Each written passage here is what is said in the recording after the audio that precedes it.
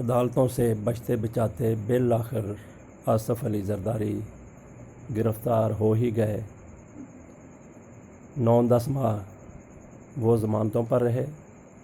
بالآخر اسلام آباد high court نے ان کی ضمانت منسوخ کی اور ان کو گرفتار کر لیا گیا۔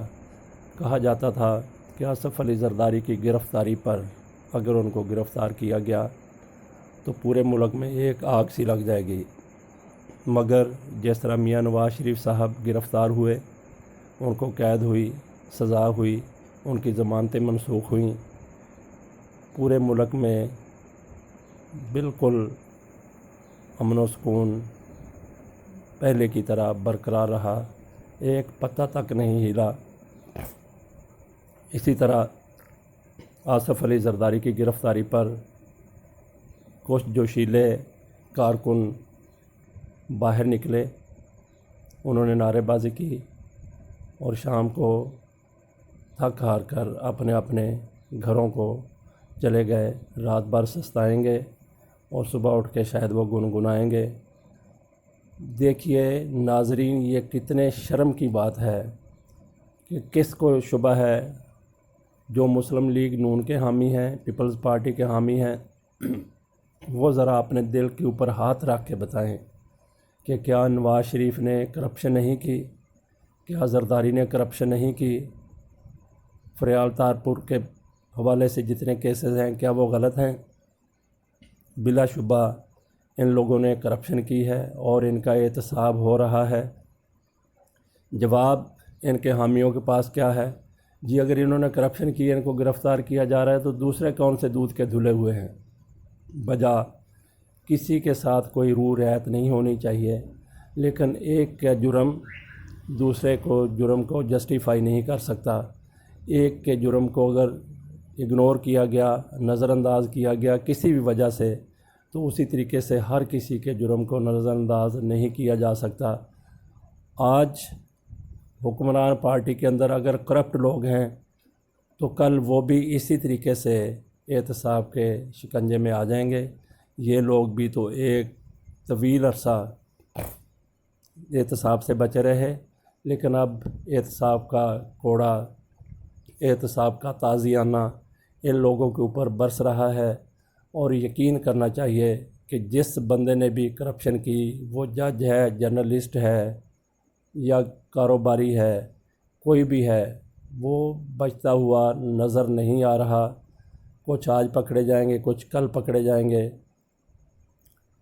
میاں محمد نواز شریف وزیر اعظم تھے تو اسی دوران ان کے صدر ممنون حسین نے کہا تھا کہ پاناما اللہ کی طرف سے آیا ہے، کرپٹ لوگوں کے چہرے منحوس ہوتے ہیں، کچھ آج پکڑے جائیں گے، کچھ کل پکڑے جائیں گے۔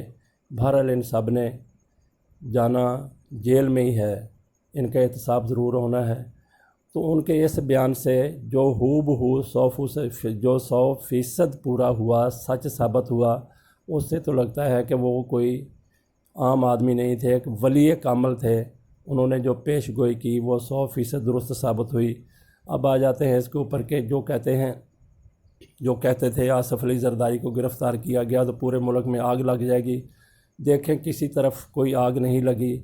بہرحال سپریم کورٹ بار کے صدر کنرانی وہ یہ ضرور کہہ چکے ہیں کہ اگر قاضی فائز عیسیٰ کے خلاف ریفرنس اگر پیش ہوا تو وہ عدالت کو آگ لگا دیں گے، وہ ریفرنس کو آگ لگا دیں گے، وہ ریفرنس کو پھاڑ ڈالیں گے، وہ عدالت کو نہیں چلنے دیں گے، عدالت کو تالے لگا دیں گے، کام نہیں کرنے دیں گے اس بینچ کو۔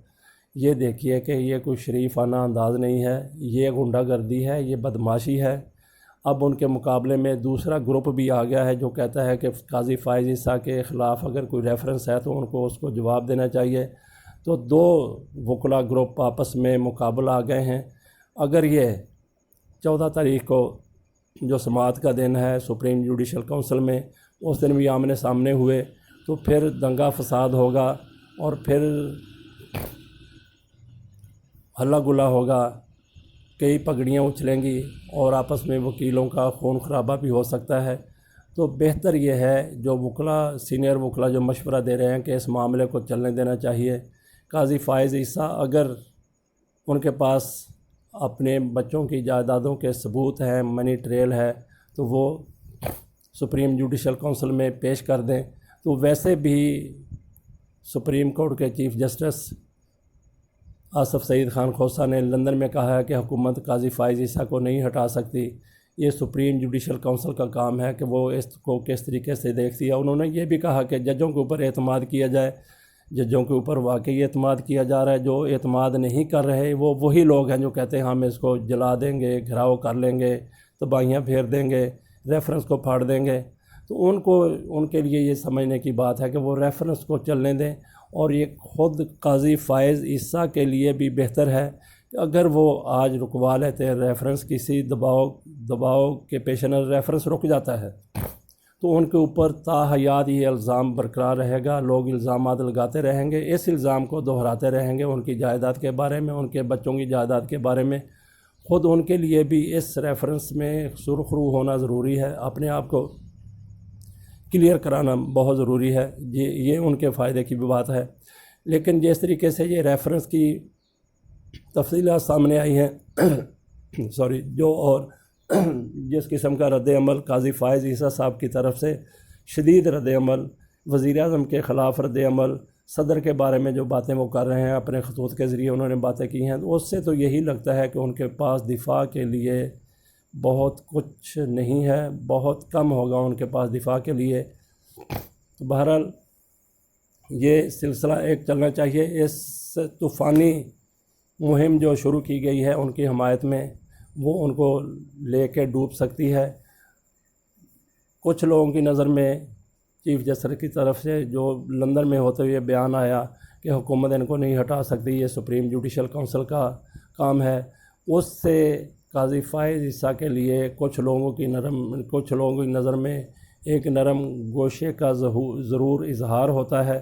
بہرحال یہ ایک بہت اس سے دیکھیے، اس ریفرنس سے بہت کچھ چیزیں واضح ہونی ہیں، اور ایک آپ کو آئندہ کے لیے ایک لاہ عمل بھی ایک نظر آئے گا، ایک حکم نظر آئے گا، ایک کرائیٹیریا نظر آئے گا جو اس ریفرنس میں ہوگا۔ اگر ان کو قاضی فائز عیسیٰ کا ریفرنس اگر خارج کر دیا جاتا ہے تو اس کا مطلب یہ ہے کہ آئندہ جج حضرات ایسے جو بھی کام کریں گے وہ سب جائز ہوں گے۔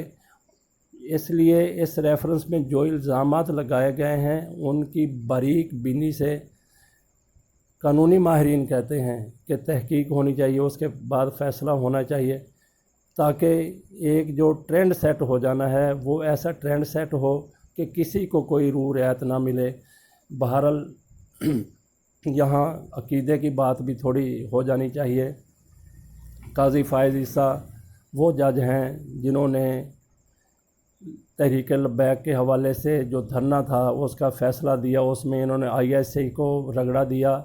شوکت عزیز صدیقی صاحب نے بھی اسی قسم کے ریمارکس دیے تھے اور اسی قسم کی باتیں کی تھی، اور ISI کے حوالے سے وہ زبان استعمال کی گئی تھی جو ماہرین کے مطابق، جو پاکستان کے ایک طبقے کے مطابق، ایک حلقے کے مطابق راہ کا بیانیہ ہے، میاں نواز شریف کا بیانیہ ہے، اور آج کل اپوزیشن کا بیانیہ ہے۔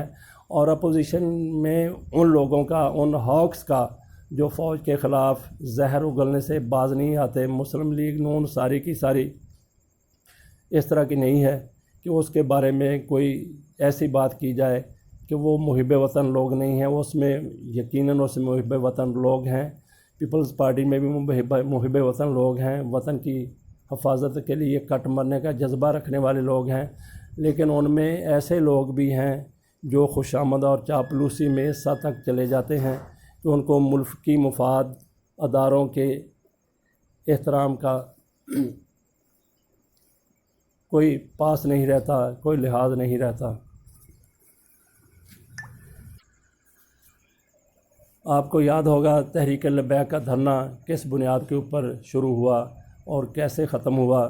یہ ترمیم میاں نواز شریف صاحب کے دور میں ہوئی قادیانیت کے حوالے سے، اس حوالے سے تحریک لبیک نے جلوس نکالے، جلسے کیے، دھرنا دیا، اور اس دھرنے کے خاتمے کے لیے سپریم کورٹ نے ہی یا ہائی کورٹ نے، عدلیہ نے ہی آرڈر دیا تھا کہ دھرنے کو ختم کیا جائے، اور حکومت کو واضح طور پہ کہا دھرنا ختم کیا جائے۔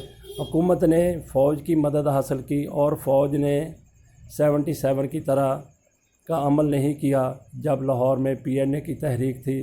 تو فوج کو کہا کہ گولی چلائی جائے، تو فوج نے گولی چلائی بھی، اور کچھ افسروں نے، جن میں بریگیڈیئر نیاز بھی تھے جو بعد میں بڑے معروف ہوئے اور مشرف کے وہ ناک کا بال بنے ہوئے تھے، انہوں نے انکار کیا۔